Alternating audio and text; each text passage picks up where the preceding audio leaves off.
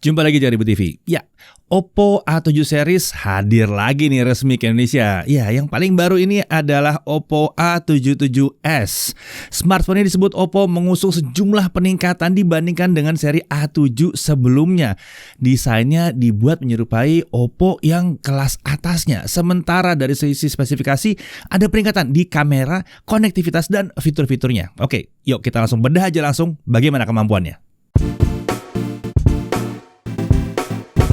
Ya, Oppo A77s ini adalah penerus dari Oppo A76 yang hadir di awal tahun 2022 ini. Yuk, mari kita langsung cek apa isi paket penjualannya. Tentunya di sini kita lihat ada unit Oppo A77s dan kemudian ada chargernya. Ada chargernya di sini 33 watt SuperVOOC ya.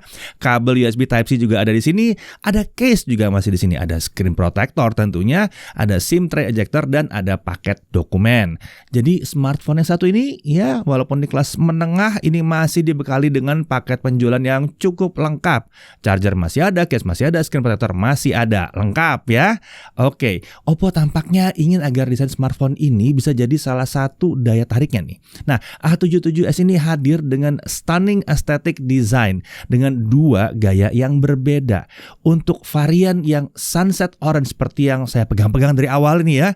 Nah, yang kita pakai buat pengujian, bodi belakangnya ini pakai fiberglass leather yang tidak hanya terlihat seperti leather atau kulit tapi terasa seperti kulit juga di tangan ini ya. Padahal fiberglass leather ini. Nah, sementara untuk varian yang Starry Black itu menggunakan Oppo Glow. Keduanya disebut menghadirkan kesan premium dan membuat bodi belakang smartphone ini jadi nggak mudah kotor terkena bekas sidik jari kita. Untuk frame, smartphone ini menggunakan desain flat dengan bahan polikarbonat. Tapi tenang, ini solid ya. Untuk dimensi tingginya 163,74 mm, lebar 75,03 mm dengan ketebalan hanya 7,99 mm untuk yang Starry Black dan 8,04 mm untuk Sunset Orange. Untuk bobot 187 gram untuk yang Starry Black dan 190 gram untuk Sunset Orange. Jadi karena di bawah 200 gram masih cukup ringan ya. Oppo menyebutkan kalau bodi smartphone ini mengusung rating IP5X dan IPX4. Jadi dia punya ketahanan terhadap debu dan percikan air. Tapi ingat, percikan air ya kalau hujan tipis-tipis masih oke. Jangan dicelupin ke dalam air ya. Ya paling nggak sudah ada daya tahan terhadap airnya. Nah, di sisi kanan sekarang kita lihat di sini ada tombol power sekaligus ada fingerprint scannernya juga nih.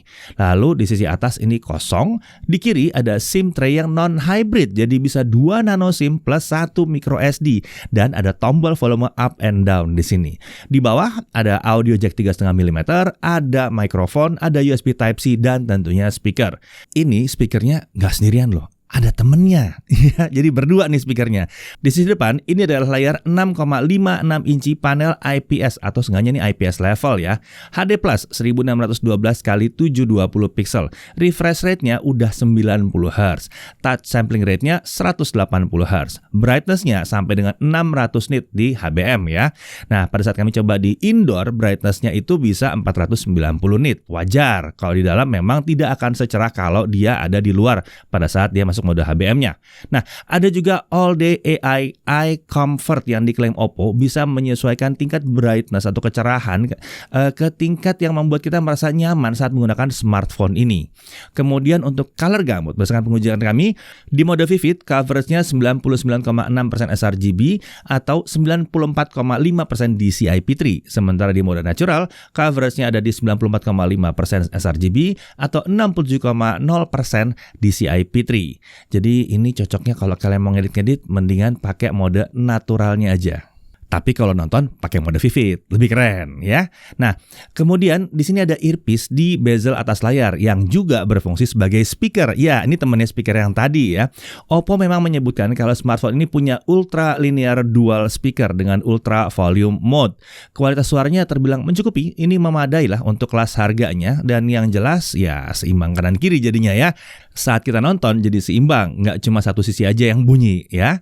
Nah, kemudian untuk kamera selfie-nya di sini adalah kamera 8 megapiksel f2.0, lensanya 5p dengan field of view 79 derajat. Kemampuan perekaman video sampai dengan 1080p 30 fps. Beralih ke sisi belakang. Ya, kamera utamanya ini main kameranya 50 megapiksel f1.8, lensa 5p, field of view 77 derajat dan tentunya udah pakai autofocus. Lalu di sini ada kamera depth yang 2 megapiksel f2.4. Lalu tentunya di sini ada LED flash. Nah, dan kemampuan perekaman untuk videonya untuk kamera utamanya itu sampai dengan 1080p 30 fps. Untuk slow motion 720p 120 fps. Fitur-fitur ada lengkap, dibaca aja nih, lengkap nih fitur-fiturnya ya, ada rame lah fitur-fiturnya di sini. Nah, untuk spesifikasi internal dia menggunakan Snapdragon 680 yang fabrikasinya 6 nanometer itu ya.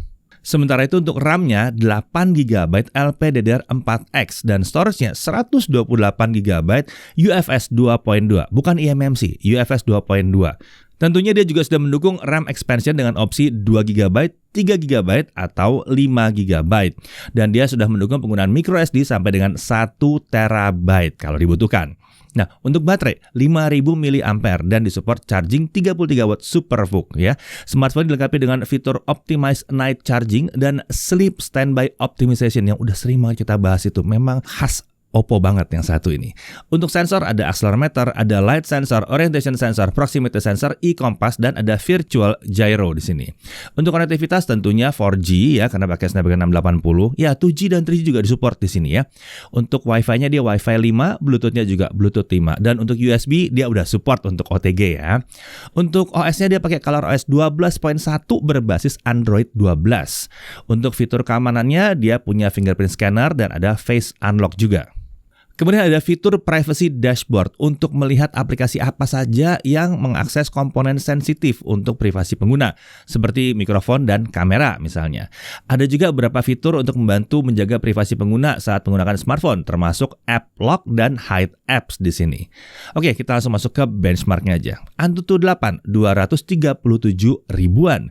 Untuk Antutu 9 kita dapat 268 ribuan.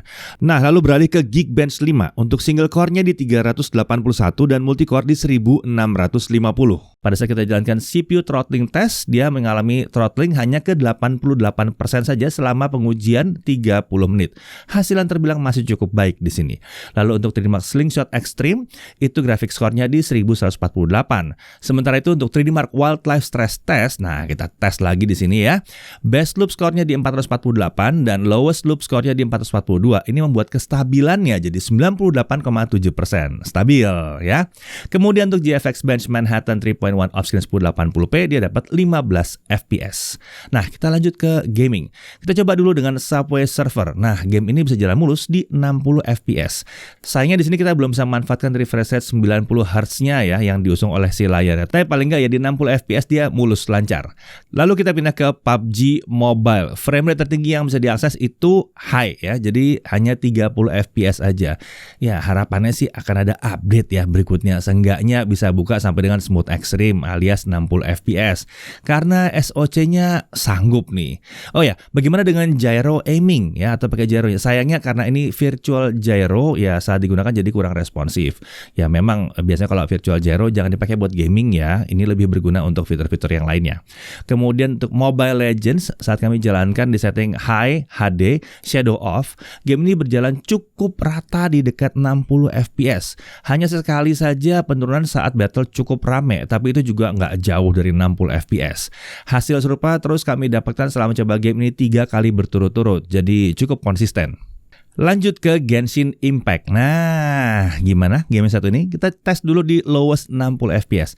Hasilnya game bisa jalan di kisaran 30 sampai 42 fps. Saat kita jalan-jalan aja itu di kisaran 36 sampai 42 fps. Sesekali memang ada frame drop ke 30-an fps tapi nggak terasa lah ya. Sementara saat battle frame rate-nya akan lebih banyak di dekat 30 fps. Sesekali masih bisa turun di bawah 30 fps sedikit itu kalau battle-nya panjang.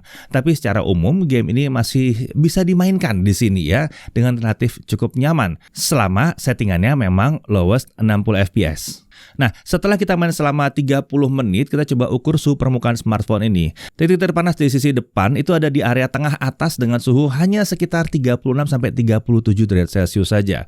Area panas ini terlihat tidak begitu luas. Kemungkinan besar karena ya memang suhu kerja SoC-nya bisa diredam dengan mudah di sini ya. Sementara itu untuk bagian belakangnya, suhu tertinggi hanya sekitar 37 derajat Celcius, jauh dari 40 derajat Celcius. Ini bisa dikatakan nggak berasa, cuma anget-anget dikit aja di sini.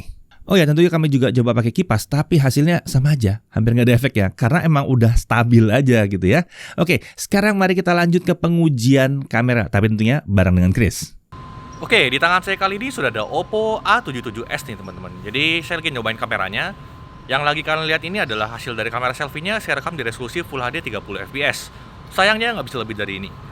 Untuk hasil gambarnya kurang lebih seperti ini ya.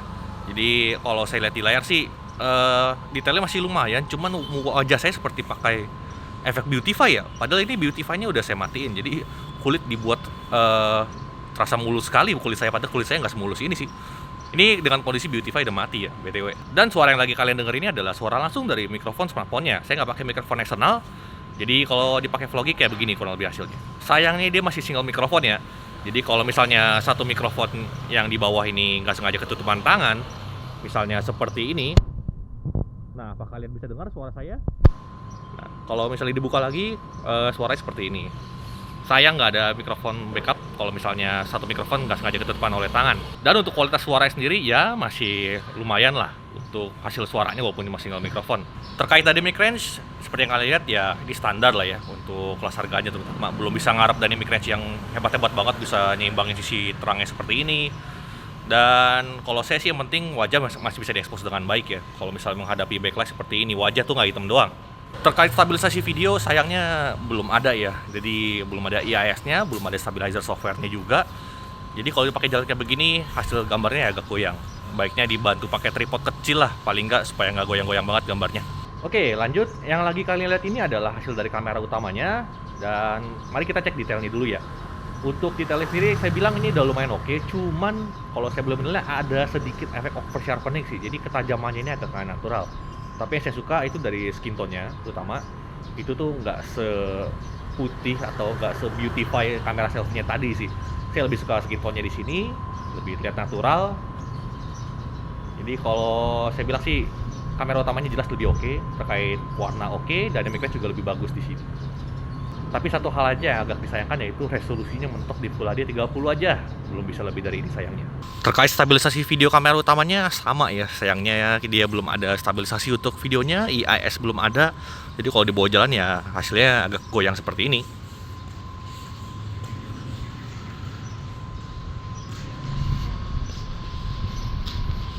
Untuk foto sih menurut saya sudah cukup bagus. By default kamera utamanya ini pixel binning jadi 12,5 megapiksel ya. Kalau mau full resolusi 50 megapiksel, mesti aktifkan dulu fiturnya. Tapi setelah saya coba cek sih nggak jauh beda ya. Tapi ukuran filenya beda jauh.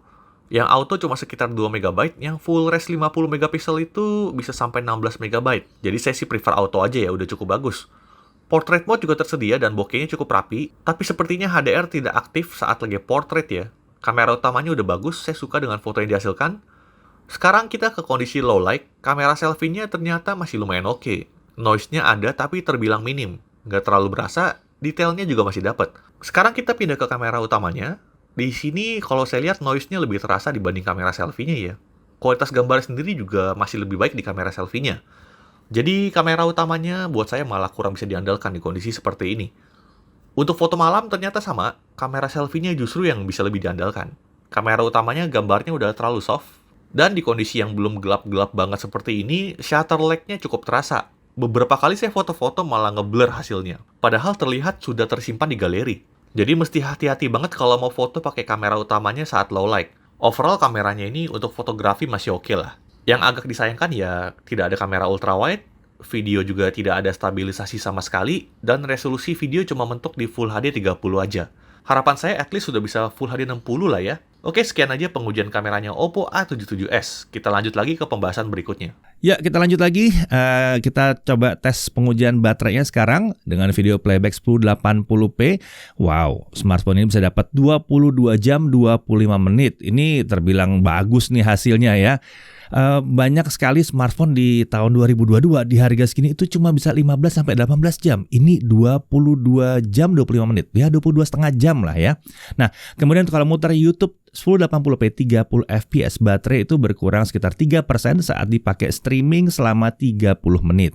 Lalu untuk main TikTok, baterai juga berkurang hanya 3% dalam 30 menit pemakaian. Nah, kalau untuk charging bagaimana? Nah, dari 0 sampai 50% kita dapatkan dalam waktu hanya 27 menit. Sementara itu, 0 sampai 100% hanya butuh waktu 1 jam 12 menit. Ini adalah hasil yang cukup oke ya. Oke, kita lanjut lagi. Untuk Netflix bagaimana? Ya, dia sudah bisa wideband L1 alias sudah bisa nonton streaming HD ya. Untuk YouTube dia bisa streaming sampai dengan 1080p 60 fps settingannya. Sementara itu untuk haptic feedback kami rasakan masih sesuai dengan apa yang bisa diharapkan dari smartphone dengan kelas harga segini. Akurasinya masih cukup baik dan getarannya cukup terasa walaupun sedikit panjang aja, tapi masih sangat usable. Kemudian untuk Wi-Fi sharing tersedia ya di sini, bisa diaktifkan melalui personal hotspot. Oke, untuk harganya Oppo A77s ini dipasarkan dengan harga 3.499.000.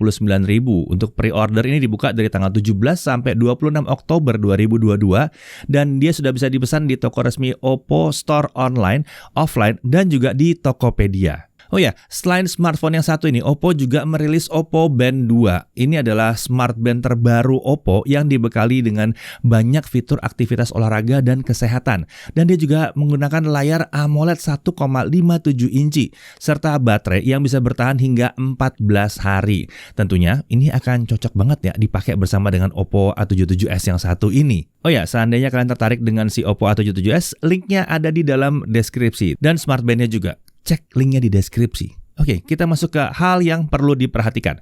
Pertama, SoC yang digunakan ini ternyata masih sama aja dengan generasi sebelumnya. Harapan kami ada sedikit peningkatan di sini ya. Lalu untuk setup kamera cuma mengandalkan main kamera aja dengan satu kamera bonus. Tapi paling nggak kamera utamanya udah kamera kekinian. Lalu untuk resolusi layar memang masih HD+, tapi jauh dari burik lah. Apa sih? Masih enak dilihatnya kok di sini ya. Dan setengahnya dia membuat semuanya jadi ringan di sini. Lalu untuk perekaman video itu hanya sampai 1080p 30. Baik untuk kamera utama maupun untuk kamera selfie-nya.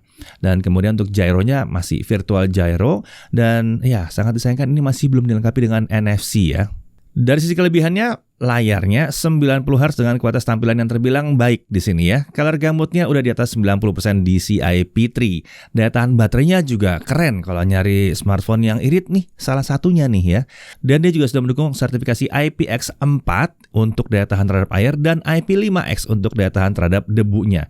Tidak banyak loh smartphone di kelas harga ini yang hadir dengan sertifikasi seperti ini. Kemudian untuk dual speaker juga udah ada di sini dan kualitasnya sudah mencukupi. Suara yang dihasilkan akan terasa lebih seimbang daripada menggunakan smartphone yang cuma satu speaker aja. Terutama kalau kita lagi nonton film dalam kondisi horizontal atau main game di kondisi horizontal. Nyaman pakai dua speaker gini ya. Lalu dia masih punya audio jack 3,5 mm. Tray-nya itu non-hybrid, jadi bisa pakai dual SIM plus nambahin micro SD tanpa mengganggu dual SIM yang kita pasang ya. Lalu performanya itu stabil banget di sini. Kemudian yang terakhir tentunya desainnya, terutama yang sunset orange ini. Keren sih, beda aja, dipegang juga rasanya beda di situ. Oke, itulah Oppo A77s, smartphone A7 series terbaru yang dibawa resmi oleh Oppo ke Indonesia. Untuk kalian pengguna Oppo A series dari 2-3 tahun yang lalu dan merasa sudah waktunya untuk ganti smartphone, yang satu ini bisa jadi pilihan kalian. Saya Didi Irfan, Jakarta Tribun TV.